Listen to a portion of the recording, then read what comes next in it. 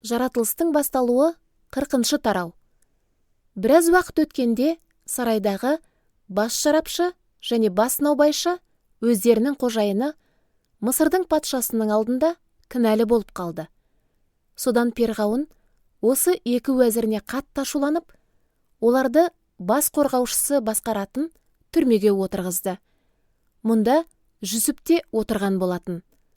Бас қорғаушы екеуін Жүсіптің қарамағына тапсырып, ол соларға қызмет етті. Шарапшы мен наубайшы түрмеде біраз күн өткізген соң, екеуі де бір түнде түс көрді. Әр түстің өзіндік мағынасы бар болатын.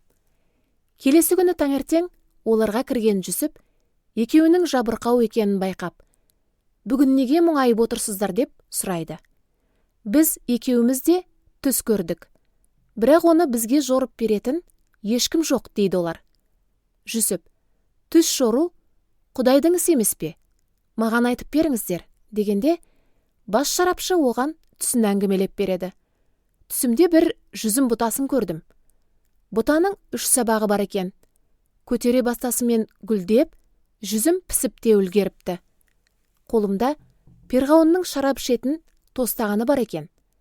Сонда мен жүзімді алып, сығып, шырынын тостағанға ағызып, перғауынның қолына беріппін». Жүсіп оған: «Түстің жоруы былай. 3 жүзім сабағы 3 күнді білдіреді.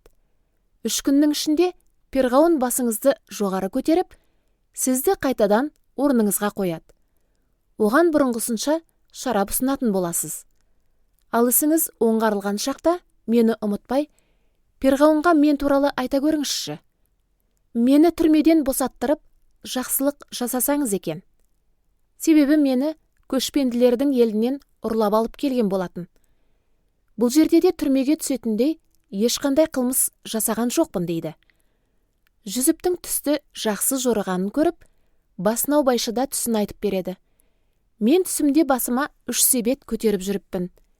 Ең үстіңгі себеттің ішінде перғауынға арнап пісірілген тағамдар бар екен. Бірақ оларды басымдағы себеттің ішінен құстар шоқып жеп жатты. Сонда Жүсіп: «Бұның жоруы мынау. 3 себет 3 күнді білдіреді. 3 күннің ішінде перғауын сіздің басыңызды көтеріп, дарғасып қояды.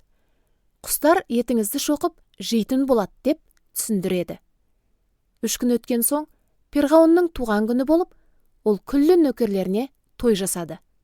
Сонда патша бас шарапшысы мен бас наубайшысын түрмеден шығарып алдыртып, нөкерлерінің алдында бас шарапшыны бұрынғысынша шарап құйып беру үшін қайтадан орнына қойды, ал бас наубайшыны дарғасқызды.